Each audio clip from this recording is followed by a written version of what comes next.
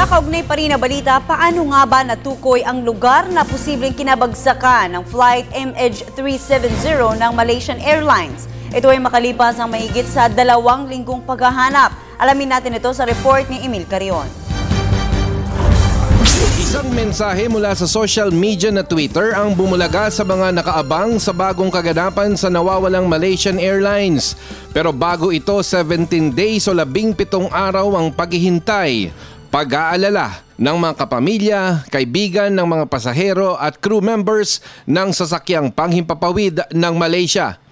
Inmarsat o ang kumpanyang nakabase sa London, United Kingdom ang nagkaroon ng malaking bahagi sa sa pinagbagsakan ng Malaysian Airlines flight MH370.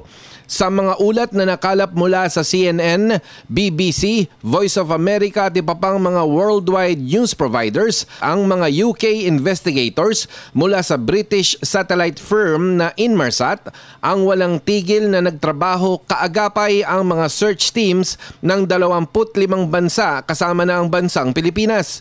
Humigit kumulang 1,500 na trabahador ang namamasukan sa Inmarsat.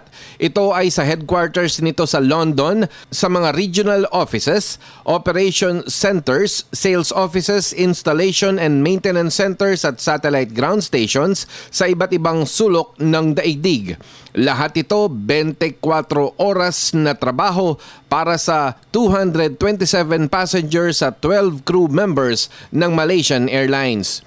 Ang Inmarsat ay gumagamit ng makabagong pamamaraan o new technology, new techniques para mapag-aralan ang detalye ng nangyaring aksidente sa MH370. Kabilang na dito ang pag-backtrack o pagtingin muli sa ilang buwan o ilang linggong lipad ng mga iba pang Malaysian Airlines sa kaparehong flight track sa bahagi ng Southern Indian Ocean, Strait of Malacca, South China Sea at sa pinanggalingan nito sa Kuala Lumpur, Malaysia patungo sa destinasyon nito sa Beijing, China. Ito ay kinumpara sa araw na lumipad ang MH370 nitong Marso 8 hanggang sa ito ay biglang nawala sa mga satellite at iba pang mga modernong komunikasyon.